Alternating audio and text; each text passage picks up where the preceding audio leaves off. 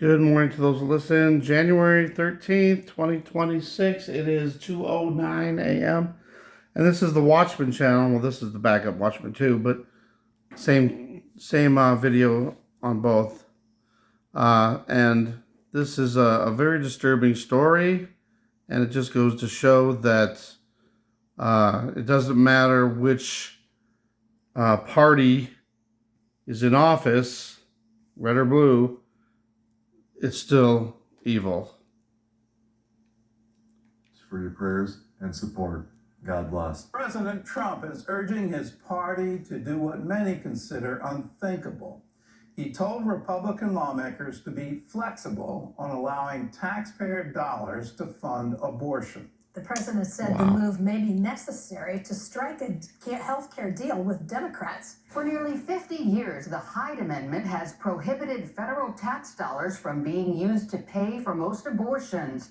Now, congressional Democrats demand lifting it in order to get a health care deal passed. This week, President Trump told fellow Republicans it may be the only way to get his health care plan passed. Now, you have to be a little flexible on Hyde. You know that. You gotta be a little flexible. You gotta work something. You gotta use ingenuity. You gotta work. We're all big fans of everything, but you gotta be flexible. You have to have flexibility. That's a stark reversal from 1 year ago. Just days after being sworn into his second term, the president signed an executive order calling for greater enforcement of the amendment. Just 1 year ago, we were honored to see President Trump shoring up, calling for high protections.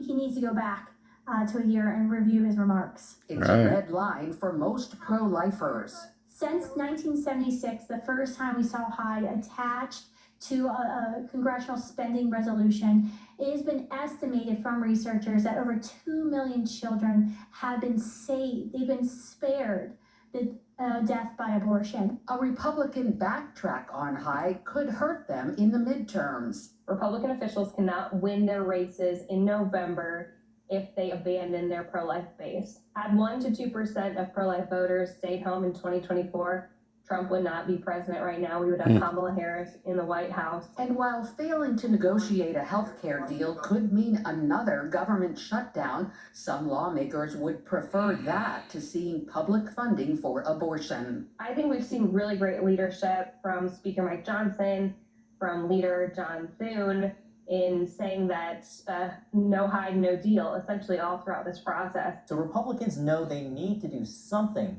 on health care. Earlier this week, But not that. meeting with Republicans at the Kennedy Center said that they should be, quote, flexible on the Hyde Amendment. Of course, you already know that's the measure that works to keep federal dollars from funding most abortions. He got a lot of flack for that, pushback from Republicans.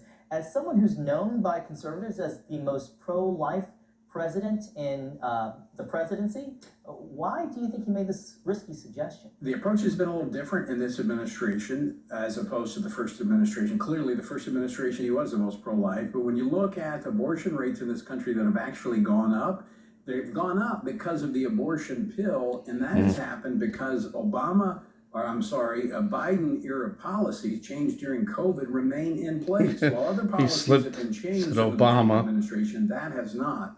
And we have about 70% of abortions being performed through the abortion pill that's being mailed into pro-life states. In fact, we've had 2 Republican-led states have filed suit against the FDA over the abortion pill. The call to be flexible on Hyde, which is a 50-year Would God want to be flexible policy that is an on this? rider on appropriations that keeps taxpayers out of the abortion business being compelled to do that. This is a red line. And I think you saw the pushback from Republicans. The speaker pushed back on it. I think you're going to see increasing pushback on this because this is something that 2/3 of Americans agree with, or Republicans agree with, that they should not be forced to fund abortion. And 57% of Americans overall support this concept of keeping them out of funding someone else's abortion. Right. So now the American taxpayers have to fund abortions. That doesn't seem right. Just doesn't seem right. And wow. What is the world and our country coming to? Please pray about this. Wow. Thanks for watching. God bless.